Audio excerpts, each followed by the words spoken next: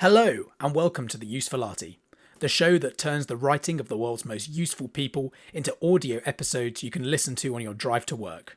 Today we have a blog from Casey Handmer, the founder and CEO of Terraform Industries, a startup that's turning water and air into carbon-neutral natural gas with solar power.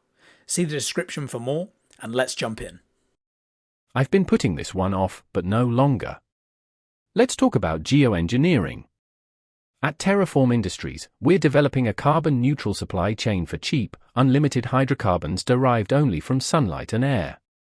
With this and similar technologies, I'm confident that humanity will move beyond fossil fuels as soon as 2040, and not a moment too soon. In other words, congratulations everyone, we did it. Between synthetic fuels and electrification, we've solved the climate challenge.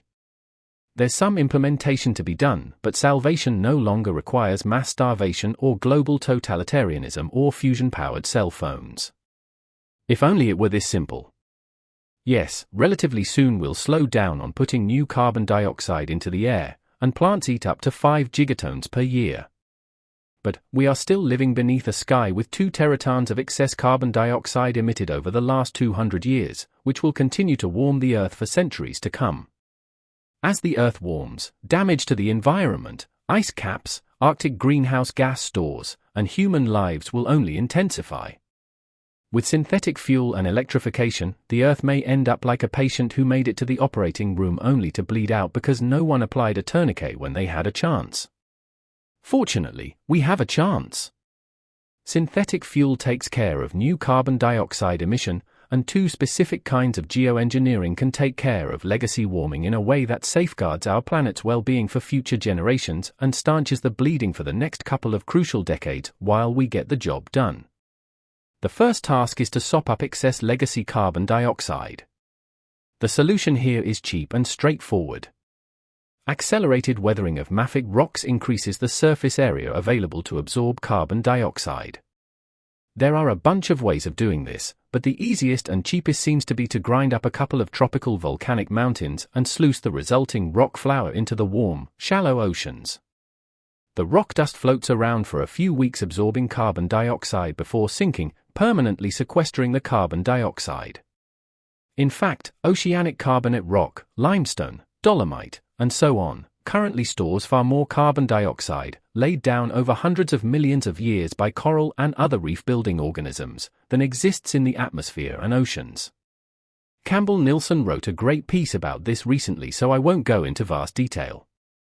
Overall costs could drop below $20 per ton of carbon dioxide, which means we can soak up one of the 2 excess teratons of carbon dioxide, returning atmospheric carbon dioxide to about 350 parts per million, for about $400 billion per year over the next 40 years.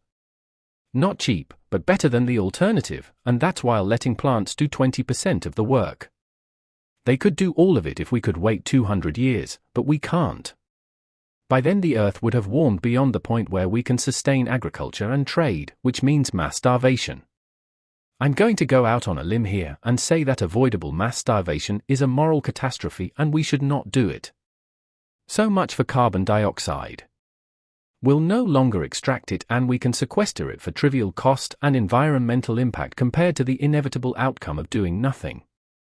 How do we keep the world cool for the next few decades while we upgrade our industry to a post-carbon world and scale up carbon dioxide removal? It does us no good to be stable at 350 parts per million by 2060 if we've already lost Greenland, the West Antarctic ice sheet, and 7 meters plus 4 meters of coastline respectively. Of course, neither ice sheet could float completely in just 40 years, but our actions in the next few decades could easily lock in 11 meters of irreversible global sea level rise, to crush our descendants behind ever higher tides over the next century or so. Even if we successfully decarbonize and sequester excess carbon dioxide. And that doesn't include other impacts of warmer weather, including famine, flood, fire, wet bulb mass fatalities, displacement, conflict. What we need is a short-term tourniquet to take the edge off global heating while we give the long-term fixes time to work. Fortunately, we have one and it's safe, cheap, and effective. I'm talking about solar radiation management. The problem with the carbon dioxide we emit every day is that it sits in the atmosphere for hundreds of years and reduces the amount of heat the Earth is able to radiate. Not by much, but enough to warm the planet dangerously. In effect, it has made the planet slightly darker. To compensate, we need some way to make the planet slightly lighter, to keep it in balance. In aggregate, the most reflective feature of the Earth is clouds, which reflect some of the sun's light back into space. Relatively minuscule quantities of sulfur dioxide in the stratosphere are extremely reflective, scattering some of the sun's light before it hits the Earth, and in the process contributing to the atmospheric haze that gives sunsets their characteristic red color.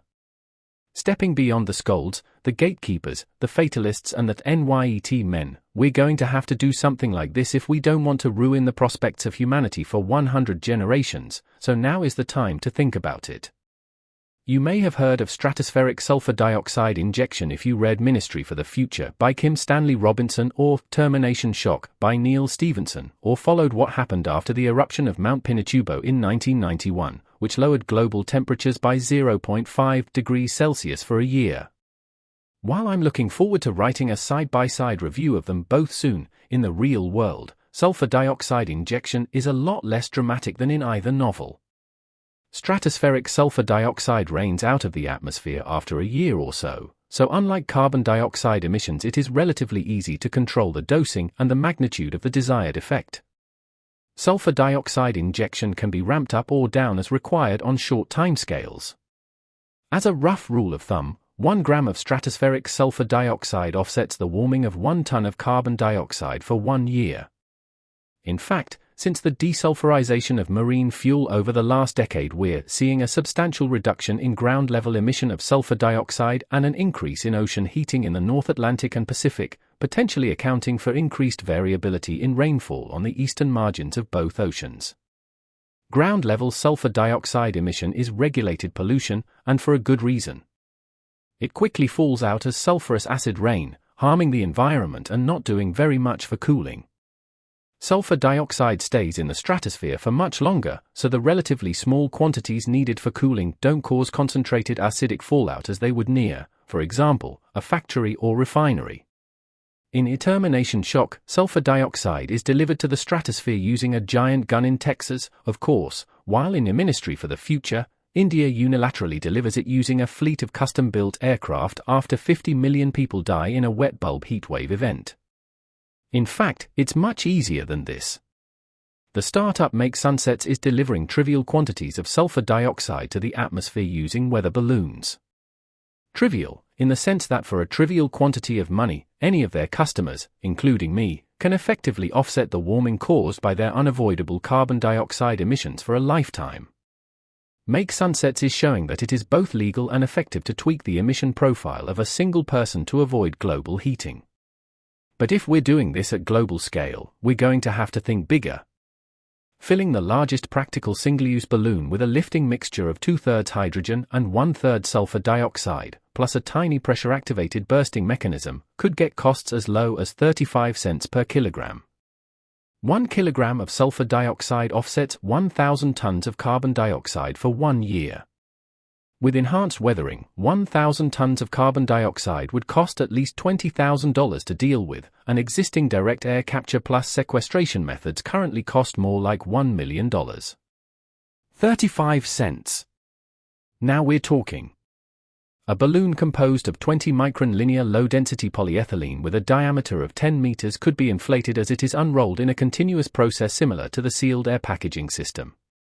A balloon 1,000 meters long would weigh 500 kilograms and be filled to a depth of 50 meters, containing roughly 5 tons of gases, of which 95% by weight is sulfur dioxide and the remainder is hydrogen to keep it buoyant.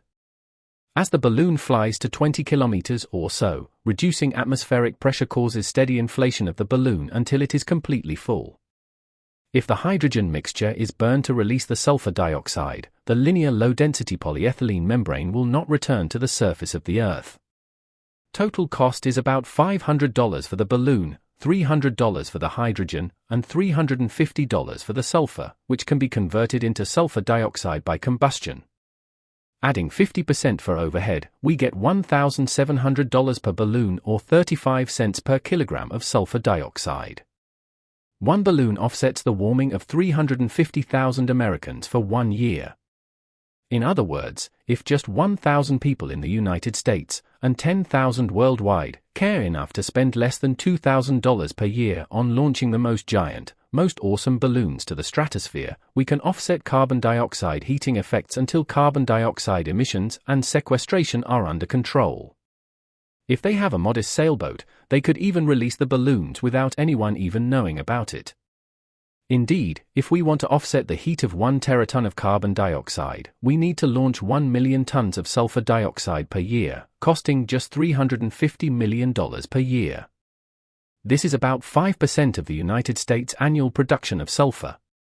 This costs less than 0.1% on an annual basis of the 40-year program to sequester 1 trillion tons of carbon dioxide. Just 200,000 of the 5-ton balloons would be required annually, though in principle they could be made almost any size and released almost anywhere.